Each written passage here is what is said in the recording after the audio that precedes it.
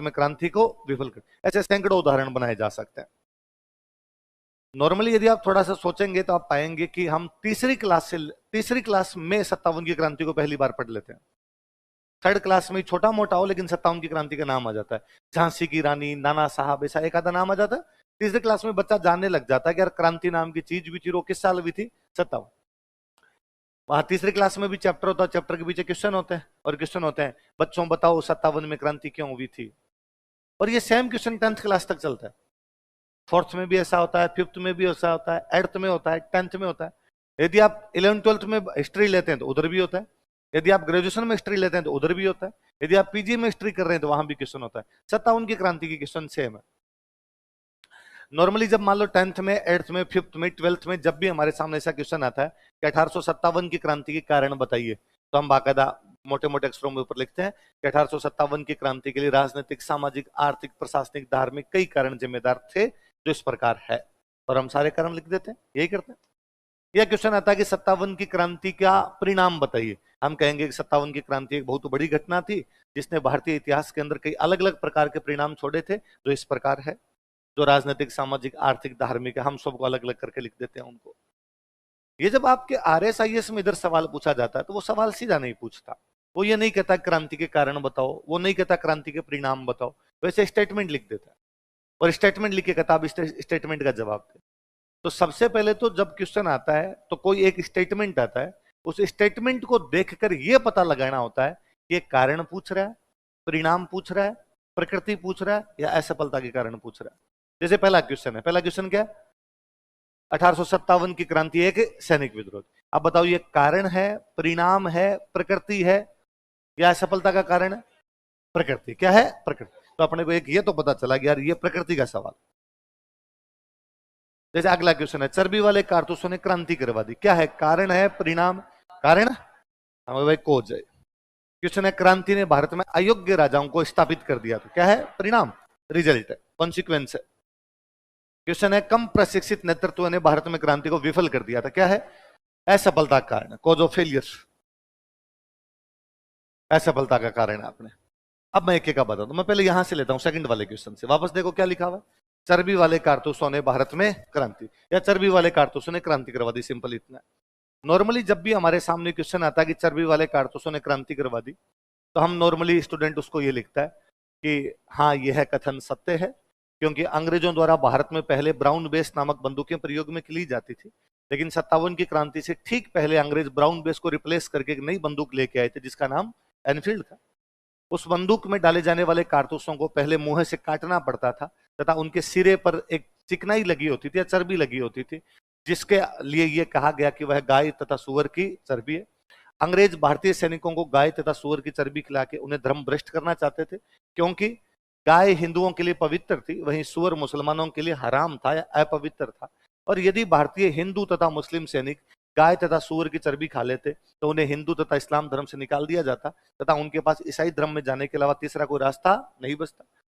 अंग्रेज भारतीय सेना का ईसाईकरण करना चाहते थे, क्रिश्चियनाइजेशन करना चाहते थे, और यदि सेना एक बार ईसाई हो जाती तो उसके माध्यम से पूरी भारतीय जनता को ईसाई बनाना उनके लिए बड़ी बात नहीं थी। और यदि एक बार भारतीय जनता ईसाई बन जाती तो अंग्रेजों का भारत में विरोध करने वाला कोई भी नहीं बचता, क्योंकि अंग्रेजों के विरोध का एक कारण अंग्रेज यह भी मानते थे कि चूंकि हम ईसाई हैं तथा भारतीय जनता मेजोरिटी में हिंदू और मुस्लिम है, इसलिए हमारे शासन को बर्दाश्त नहीं कर पा रही।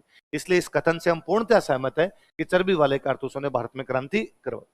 आंसर ये ना, ये आंसर नहीं देना। इस आंसर में ऊपर से नीचे तक चर्बी चर्बी बिखेर के रख देते हैं।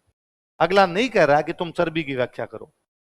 क्वेश्चन का आंसर सिंपल है, हमें पहली लाइन लिखनी है कि हाँ ब्राउन बेस के स्थान पर प्रयोग में ली गई नई एनफील्ड राइफलों में चर्बी वाले कारतूसों के प्रयोग के कारण भारतीय सैनिकों ने क्रांति की शुरुआत की थी, लेकिन क्रांति भारतीय इतिहास की एक बहुत बड़ी घटना है जिसे किसी एक कारण से नहीं बताया जा सकता। क्रांति के लिए पिछले 100 सालों का अंग्रेजों का शासन जिम्मेदार था, जिसमें अलग अलग कई कारण थे जिन्होंने क्रांति करवा दी, जो इस प्रकार है, राजनीतिक, प्रशासनिक, सामाजिक, आर्थिक, धार्मिक, सांस्कृतिक, साहित्यिक। तात्कालिक जीते हैं, सारे के सारे वापस लिखें, सारे लिखे, राजनीतिक, प्रशासनिक, आर्थिक, सामाजिक, धार्मिक, सांस्कृतिक, सैनिक जीते लिखे, फिर लास्ट में लिख देंगे, वापस लिख देंगे। ये सब कारण पिछले 100 सालों में 1757 में जब प्लासी का युद्ध हुआ था उसके बाद से लेके 1857 तक 100 सालों में ये सारे कारण इकट्ठे हो रखे थे। एक भूसे का ढेर बना हुआ था, चर्बी वाले कारतूसों ने उस ढेर में चिंगारी लगाने का काम किया था। एक तात्कालिक कारण जरूर था, लेकिन इस एक कारण से क्रांति को बताया नहीं जा सकता। क्रांति के लिए अनेकों कारण जिम्मेदार है। आई बात समझो? ऐसे जैसे अगला तीसरा क्वेश्चन देखो क्या लिखा हुआ। क्रांति ने भारत में अयोग्य राजाओं को स्थापित कर दिया था। अपने वापस लिखते हैं, अपने लिखते हैं कि हाँ यह कथन भी सत्य है। 1857 की क्रांति में राजा महाराजाओं ने अंग्रेजों का साथ दिया था, इसलिए अंग्रेजों को यह समझ आ गया था कि बिना राजाओं के समर्थन के भारत के अंदर शासन नहीं किया जा सकता, क्योंकि 57 की क्रांति का नेतृत्व भारतीय राजाओं ने किया था। पर बहुसंख्यक राजाओं के अंग्रेजों के पक्ष में होने के कारण वो क्रांति को दबाने में सफल रहे, तथा इसके बाद उन्होंने राजाओं के साथ छेड़छाड़ की नीति अपनी बंद कर दी थी। वे भारतीय राजाओं को सम्मानित करने लगे, भारतीय राजाओं को संरक्षित करने लगे, इसलिए अयोग्य राजाओं को संरक्षण मिला। अयोग्य राजाओं को संरक्षण मिला तो भारतीय जनता का शोषण हुआ, राजाओं की विलासिता बढ़ी, अतः भारत में टैक्स बढ़ाए जाने लगे, अतः किसान आंदोलन प्रारंभ हुए। राजाओं पर अंग्रेजी प्रभाव बढ़ा। हम देखते हैं कि मेवाड़ जैसी बड़ी रियासत में भी दोस्ती लंदन जैसे सिक्के चलाए जा रहे हैं। हम केवल वो अयोग्य राजाओं पे चले जाते हैं ना, हमें लिखना है कि हाँ 57 की क्रांति में राजाओं द्वारा दिए गए समर्थन के कारण अंग्रेजी शासन ने क्रांति के पश्चात राजाओं को सम्मानित करने की नीति अपनाई। तो लिखना है, जैसे एक आधा कोई एग्जाम्पल देना है। जयपुर महाराजा राम सिंह सेकंड को सितारे हिंद की उपाधि दी गई थी। अयोग्य राजाओं के संरक्षण के कारण भारतीय जनता का शोषण हुआ। राजाओं की बढ़ती विलासिता ने किसान आंदोलनों को जन्म दिया या किसान आंदोलनों का मार्ग प्रशस्त कर दिया था। अंग्रेजी प्रभाव इस कदर बढ़ रहा था कि मेवाड़ जैसी बड़ी रियासत में महाराणा स्वरूप सिंह ने दोस्ती लंदन नाम के सिक्के चला दिए थे। लेकिन क्रांति एक बड़ी घटना थी जिसने अंग्रेजी शासन में या जिसने भारत में आमूलचूल परिवर्तनों को वो जन्म दिया था, या कई अलग अलग प्रकार के परिवर्तन किए थे। क्रांति का परिवर्तन केवल इतना नहीं था, क्रांति के परिवर्तन ये थे। और लिखना है, क्रांति के बाद सामंत शक्तिहीन बना दिए गए थे, इसलिए इसके बाद वे पुनः कभी अंग्रेजों के खिलाफ विद्रोह नहीं कर पाए थे। क्रांति के बाद राजा तथा जनता के संपर्कों को तोड़ने के लिए अंग्रेज एक नई नीति लाए और राजा महाराजाओं के बच्चों के लिए वोल्टर योजना के तहत अजमेर में मेयो कॉलेज खोलकर राजकुमारों तथा राजाओं को जनता से काट दिया गया था। शिक्षा के प्रचार प्रसार ने भारत में मध्यम वर्ग, राजस्थान में मध्यम वर्ग को जन्म दे दिया था, जो आगामी राष्ट्रीय आंदोलन का ध्वजवाहक बनकर उभर रहा था। क्रांति में व्यापारियों ने अंग्रेजों का संरक्षण दिया था, अतः रेलवे तथा संचार के साधनों का विकास किया गया, जिससे भारतीय जनता एक दूसरे के निकट आई तथा कालांतर में हमारा राष्ट्रीय आंदोलन उठ खड़ा हुआ। क्रांति भले ही सफल ना रही हो, अंग्रेजी राज पूर्णतः समाप्त नहीं किया जा सका हो, लेकिन क्रांति ने हमारे आगामी राष्ट्रीय आंदोलन के लिए इंस्पिरेशन का कार्य किया था और आने वाले 90 वर्षों के अंदर अंदर हम अंग्रेजी शासन को समाप्त करने में सफल रहे थे। इसमें कुशाल सिंह चंपावत जैसे लोग, जो कि 57 की क्रांति के मुख्य नायक थे, राजस्थान की लोक कहानियों तथा लोकगीतों के मुख्य किरदार बन गए थे। यह भी कहा जा सकता है कि 57 की क्रांति में राजस्थान की जनता विद्रोह के अंदर शामिल होती है, जिससे ये सिद्ध हुआ था कि भारतीय जनता अंग्रेजी शासन की समर्थक। सारी बात लिखनी, आंसर वैसे के वैसे लिखना है जैसे हम तीसरी में लिखते थे, जैसे हम 10th में लिखते थे। फ्लेवर चेंज है उसका, लिखने का तरीका चेंज है। अगला जैसे क्या है, कम प्रशिक्षित नेतृत्व ने भारत में क्रांति को विफल कर दिया। हम वापस लिख देते हैं कि हाँ यह बात भी सत्य है। भारतीय नेतृत्वकारी बहादुर शाह जफर तथा नाना साहब जैसे लोग थे जो उच्च वर्ग से संबंधित थे। पिछले कई वर्षों से वो चुपचाप शांत बैठे थे, शासन करने की क्षमताएं भी उनकी समाप्त हो चुकी थी तथा वो अंग्रेजों की पेंशन प्राप्त किया करते थे। ऐसे लोगों द्वारा जब 57 की क्रांति का नेतृत्व किया गया तो 57 की क्रांति का विफल होना असंभवी था। इसलिए 57 की क्रांति की विफलता के अंदर कमजोर नेतृत्व का भी योगदान है। पर अपने केवल यहां लिख के नहीं छोड़ना है, अपने को पूरी बातें लिखना है। अपने ये लिखना है, ये लाइन छोटी लिखनी है, शुरुआत के अंदर लिखने की, हाँ बहादुर शाह जफर तथा नाना साहब जैसे उच्च वर्ग के लोग भारतीय जनता को वह नेतृत्व नहीं दे पाए जिसकी क्रांति में आवश्यकता थी। लेकिन क्रांति के असफलता के लिए केवल नेतृत्व को जिम्मेदार नहीं ठहराया जा सकता। विद्रोहियों में आपसी सामंजस्य का अभाव, उनके द्वारा कोई संगठन ना बनाया जाना तथा आगामी किसी भी रणनीति का ना होना भी क्रांति की विफलता का मुख्य कारण है। क्रांति अलग अलग स्थानों पर अलग अलग समय में की गई थी, अतः अंग्रेजों को क्रांति दबाने का पूरा पूरा मौका मिल जाया करता था। बहादुर शाह जफर तथा नाना साहब ने राजस्थान के विद्रोहियों से किसी भी प्रकार का कोई संपर्क स्थापित नहीं किया था। तात्या टोपे बहुत लेट राजस्थान में आए थे, तब तक अंग्रेज अन्य स्थानों पर क्रांति दबा चुके थे, अतः उन्होंने अपना पूरा ध्यान तात्या टोपे पर लगा दिया था। राजस्थान की जनता क्रांति में शामिल नहीं हो चुकी, क्योंकि जहां पर क्रांति दबाई गई थी बहुत क्रूरतापूर्वक तरीके से दबाई गई थी। कोटा में जयदयाल और मेहराब खान को सरेआम नीम के पेड़ पर लटकाकर फांसी दी गई थी, अतः जनता क्रांति में शामिल होने की हिम्मत नहीं कर सकी। अजमेर पर नियंत्रण ना करने की कमजोरी भी अंग्रेजों के पक्ष में गई तथा अजमेर हमेशा खुला बना रहा, अतः अंग्रेज अजमेर से अपने डिसीजन लेते रहे, अतः राजस्थान में विद्रोही पूरी तरीके से किसी भी स्थान पर कब्जा नहीं कर पाए तथा विद्रोह को दबाने के लिए अंग्रेजी सेना आती जाती रही। हमें यह भी मानना पड़ेगा कि हमारे पास अंग्रेजों की तुलना में कम अत्याधुनिक हथियार थे तथा हमारे सेनापति उस प्रकार प्रशिक्षित नहीं थे जिस प्रकार अंग्रेजों के सेनापति जो विश्व के अलग अलग हिस्सों में लड़ाइयां लड़कर आ चुके थे, उनसे मुकाबला करने की क्षमताएं नहीं थी। इस कथन से कतई इनकार नहीं किया जा सकता कि साम्राज्यवाद की उस शक्ति के आगे तभी लड़ा जा सकता था जब हमारे पास एक प्रशिक्षित सेना, अच्छे हथियार, एक अच्छी रणनीति, अच्छे संगठन, आपस में सामंजस्य तथा अच्छे सेनापति होते। ये सब नहीं था, इसलिए क्रांति सफल हो गई। सारी बातें लिखने आप किसी एक से खत्म नहीं कर सकते। अब मैं पहले क्वेश्चन पे आता हूं। पहला क्वेश्चन क्या है? 1857 की क्रांति एक से उसने क्या लिख दिया? केवल सैनिक विद्रोह। तो अपने अपने क्या आंसर ये देते हैं कि 1857 की क्रांति को अंग्रेज इतिहासकारों ने सैनिक विद्रोह बताया था। उनके अनुसार चर्बी वाले कारतूस तथा सेवा संबंधी शर्तों के कारण भारतीय सैनिक अंग्रेजों से नाराज थे, अतः भारतीय सैनिकों ने अंग्रेजों के खिलाफ क्रांति कर दी। और इसी बात को एलिब्रेट करते हैं, घुमा फिरा के वही ब्राउन बेस एनफील्ड के आसपास तक लेके आ जाते हैं। नहीं, अपने को ऐसे नहीं लिखना। अपने को शुरुआत यहां से करनी है कि सेवा संबंधी शर्तों तथा चर्बी वाले कारतूसों के कारण भारतीय सैनिकों ने अंग्रेजों के खिलाफ विद्रोह किया था, अतः अंग्रेज इसे सैनिक विद्रोह बताते रहे। लेकिन यह मत सही नहीं है। यदि यह सैनिक विद्रोह होता तो इसमें नाना साहब, ताराचंद पटेल, जयदयाल जैसे असैनिक तत्व सम्मिलित नहीं होते। सैनिकों की अधिकांश सैनिकों का अंग्रेजों का समर्थन देना तथा ब्यावर तथा खेरवाड़ा जैसी छावनियों में विद्रोह ना होना यह बताता है कि सैनिक विद्रोह नहीं है तथा क्रांति में असैनिक तत्व भी सम्मिलित थे। पहले इसको वो एलिब्रेट करना है, इसको पूरा डिस्क्राइब करना है, फिर लाइन चेंज करके लिखना है। 57 की क्रांति भारतीय इतिहास की एक बड़ी घटना है। इसे धार्मिक विद्रोह तथा सामंती विद्रोह भी बताया जाता है, लेकिन यह कथन भी सत्य नहीं है। वास्तविकता यह है कि सभी विद्रोहियों का एक साथ दिल्ली की तरफ जाना, सभी का बहादुर शाह जफर को अपना नेता मान लेना, क्रांति में अलग अलग वर्गों का शामिल हो जाना, यह दिखाता है कि हमारे भारत का पहला स्वतंत्रता संग्राम था। यह हमारी वह पहली लड़ाई थी जिसने अंग्रेजी साम्राज्य को जड़ों से उखाड़ फेंकने का प्रयास किया था। जैसा कि हमारे नाथूराम खड़गावत कहते हैं कि ये कितनी समानता है कि बहादुर शाह जफर और नाना साहब के प्रति विद्रोहियों में सहानुभूति थी तथा अंग्रेजों के प्रति उनमें नफरत टपकती रहती थी। जैसा स्वयं एक अंग्रेज अधिकारी आई.टी. प्रीचार्ड कहता है कि क्रांति की शुरुआत भले ही सैनिक विद्रोह से हुई हो, लेकिन आगे चलकर धीरे धीरे वह भारतीय स्वतंत्रता संग्राम में तब्दील हो गया था। अब मैं इसको चेंज कर दूं, मैं कह दूं इसकी जगह मैं लिख दूं ये सामंती विद्रोह था। 1857 की क्रांति तो पहले सामंती विद्रोह को समझा दो, वापस समझा दो सामंती विद्रोह को कि अंग्रेजी शासन में सामंतों को प्रभावहीन बना देने के कारण सामंत 57 की क्रांति के दौरान अपने अधिकारों को पुनः प्राप्ति के लिए राजाओं के खिलाफ संघर्ष कर रहे थे। अंग्रेजों का यह कथन क्रांति को सामंती विद्रोह सिद्ध करता है, लेकिन यह बात सत्य नहीं। यदि ऐसा हुआ होता तो मारवाड़ के सामंत दिल्ली तक विद्रोहियों का साथ नहीं देते तथा मेवाड़ के सामंत अंग्रेज विरोधी तत्वों को शरण नहीं देते।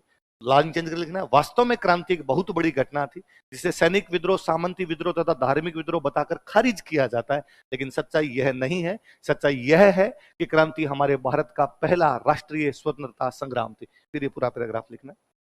वो हो सकता है इसको ये हटा दे, वो लिख दे 57 की क्रांति एक, वापस लिखना है। अंग्रेजों के अनुसार ईसाई मिशनरियों द्वारा भारतीय समाज में किए जा रहे सुधारों को भारतीय जनता ने अपने आप पर कुठाराघात समझा था। वे हमारे सुधारों को समझ नहीं पाए थे तथा ईसाइयों के खिलाफ हिंदुओं तथा मुस्लिमों ने मिलकर गठजोड़ बनाकर षड्यंत्र रचने का प्रयास किया था। वापस अपने को लिखना है। लेकिन अंग्रेजों की यह बात सत्य नहीं है, क्योंकि जहां तक राजस्थान की बात है, ईसाई मिशनरियों का राजस्थान में प्रभाव अधिक नहीं था। अंग्रेजों के इस प्रकार के प्रयास क्रांति को दबाने का एक कुत्सित प्रयास है, जिसमें कभी कभी वो इसको सैनिक विद्रोह, कभी सामंती विद्रोह, कभी धार्मिक विद्रोह बताकर टालने की कोशिश करते हैं, क्योंकि अंग्रेज इस बात को छुपाते हैं कि अंग्रेजों का शासन भारत में अच्छा नहीं था। क्योंकि वो यदि इसको सैनिक विद्रोह, सामंती विद्रोह तथा धार्मिक विद्रोह ना बताएं तो अंग्रेजों को यह स्वीकार करना पड़े कि उनका तथाकथित सुशासन अच्छा नहीं था। वास्तव में 57 की क्रांति एक बड़ी घटना थी, जिसके लिए ये स्वतंत्रता संग्राम। वापस सारी की सारी बात लिखनी है। आप में और एक ऑर्डिनरी आंसर लिखने वाले में ये अंतर है कि कोई भी सामान्य आंसर जब लिखेगा, बीए का बच्चा, 12th का बच्चा, 10th का बच्चा, तो उस लाइन का पल्लवन करेगा। पल्लवन समझते हो, इलेबरेशन करना, उसी एक लाइन को नीचे तक लेके आना। आप में सिविल सर्विस की जो भी तैयारी करता है, आप में ये अंतर है कि आप उसके डायमेंशन खोलते हैं, आप उसके तंतु खोल देते हैं। आप बताते हैं ना साहब एक चीज की वजह से थोड़ी हो सकता है, तब चर्बी वाले कारतूस आयन क्रांति हो गई, किस दुनिया में भी ऐसी। इसके लिए कई सारे कारण जिम्मेदार होते हैं। ये कारण आप ये कैसे कह सकते हैं केवल सैनिकों का विद्रोह था, वो हमारी आजादी की पहली लड़ाई थी। आजादी की लड़ाई के कारण अलग अलग प्रकार के होते हैं। सारी बातें लिखनी पहले बड़ी बात है।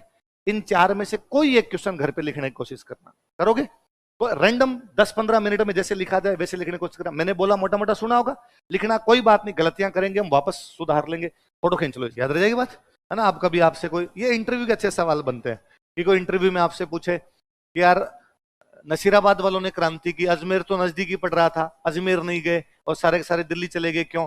और फिर अपने कहेंगे सर फौजियों में अब सर इतना दिमाग उस टाइम था नहीं सर, उनको लगा दिल्ली चलते हैं, दुकान चले गए। वरना जब आप उनको पॉइंट्स देते हो तो उनको लगता है कि नहीं यार आप केवल ये ऊपर ऊपर की बातें नहीं पढ़ गए, आपको क्रांति की बातें खूब सारी पता है, आपके डायमेंशन खुलते हैं। ये 57 की क्रांति कंप्लीट होती है। 57 क्रांति में हमने दो चीजें पढ़ी है। एक पढ़ी उसकी फैक्चुअल बातें, कहां हुई, कब हुई, किसने की, किसको पकड़ा, किसको फांसी लगाई, ये पढ़ा। एक चीजें हमने 5-6 चीजें ये पढ़ी, कारण, परिणाम, असफलता के कारण, प्रकृति, नसीराबाद में क्यों हुई, अजमेर पे कब्जा करने के प्रयास नहीं। ये जो दूसरे वाला फेज मैंने बताया, ये पूर्णतः मेंस की चीजें हैं जो आपसे मेंस में पूछी जाती है। पहले वाला जो आपके कब, कहां, कैसे, किसने, किसको, वो ज्यादातर मैटर प्री का है, लेकिन वहां से भी मेंस के सवाल बनते हैं, क्योंकि अपने यहाँ 20-20 शब्दों के क्वेश्चन आते हैं। अपने से कोई पूछ ले चेलावास का युद्ध क्या था, क्वेश्चन पूछा जा सकता है, वो दोनों में काम आता प्री और मेंस। पर फिर भी जैसे अपने पढ़ते हैं जयपुर में क्रांति, तो वो केवल प्री की है, कौन पॉलिटिकल एजेंट था, किसने किसको क्या कहा था, किसको उपाधि मिली थी और कौन कौन विद्रोही थे। उसमें भी मेंस की चीजें बनती है तो दो बड़े तौर पर, या तो बनती है कोटा का जन विद्रोह, या बनती है कुशाल सिंह चंपावत, कि कुशाल सिंह चंपावत कैसे कैसे लड़े, या कभी आरपीसी के जी में वो कदे 57 की क्रांति राजस्थान में कैसे हुई थी पूरी बता दो। तो मोटी मोटी बातें हमें लिखनी होती है कि भाई छावनियों में हुई थी, छावनियों में किस किसने शुरू की थी, कोटा में कैसे हुई, यहाँ पर कैसे हुई, सब अलग अलग बातें लिखनी होती है। ये दूसरे वाला मैटर तो पूरी तरीके से मेंस का, पहले वाला मैटर है वो प्री में भी काम आता और मेंस में भी काम आता। मैं कहता हूं हो सकता है बाहर कोई आपको, आपका दोस्त मिले, आपका रूममेट मिले, आपका सीनियर मिले जो आरएस की तैयारी नहीं करता, किसी और एग्जाम की तैयारी करता है, वो भैया टीचर के एग्जाम की तैयारी करते हैं, वो कोई दूसरे कोई आपके किसी भी फील्ड में आरपीसी के जो एग्जाम होते हैं उनकी तैयारी करते हैं। उनको हो सकता है ये भी पता हो कि नसीराबाद वाले कितने सैनिकों ने क्रांति की थी, कितने घायल हुए थे, किसके कौन कौन सी गोली लगी थी, किस किस साइड में लगी थी, लोग ये भी याद कर लेते हैं। तो कभी आपको ऐसे भी डिमोरलाइज किया जा सकता है कि तू तो ये बता दे नसीराबाद में क्रांति करने वाले सैनिक कितने थे, और तुमने कहा यार कितने आदमी थे, तो सर ने बताया नहीं था, है ना, ये तो सर खा गए। और वो आपको ये भी कह सकते हैं ये देख ले एक बार तो सवाल और पूछा हुआ है, ऐसा कोई फर्जी सवाल, हालांकि नहीं पूछा, पर हो सकता है वो कोई निकाल के लाए, यार ये देख ले ये भी पूछा हुआ है। तो भी अपने घबराने की कतई आवश्यकता नहीं। फैक्चुअल क्वेश्चन का कभी अंत नहीं हो सकता, वो कितने भी हो सकते हैं, मैक्सिमम जितने अपने पढ़ सकते हैं तो वो ये है। पर मैं गारंटी देता हूं ये जो बाद में मेंस वाली चीजें हैं कि अजमेर पे कब्जा क्यों नहीं किया, नसीराबाद में क्यों हुई थी, क्रांति का प्रकृति क्या थी, यदि आप भैया के सामने सवाल रख दोगे क्रांति की प्रकृति क्या थी, तो भैया ये भी नहीं जानते प्रकृति क्या होती है। ये केवल और केवल आपको आते हैं जो सिविल सर्विस की तैयारी करते हैं, इसके अलावा ये किसी को भी नहीं आते। तो ये ज्यादा महत्वपूर्ण चीजें, ज्यादा दिमाग में रखने की चीजें, इनकी वजह से आपके सामने क्रांति का पूरा सीनियरियो उभरता है कि हाँ ऐसा हुआ था, तब हुई, ऐसे ऐसे हुई, इसलिए फेल हो गई, इसके ये रिजल्ट निकले, इसकी ये नेचर रही होगी, अंग्रेजों ने ये बताया, हमने ये बताया, इसलिए अजमेर नहीं है, इसलिए नसीराबाद के अंदर हुई। आई समझ में?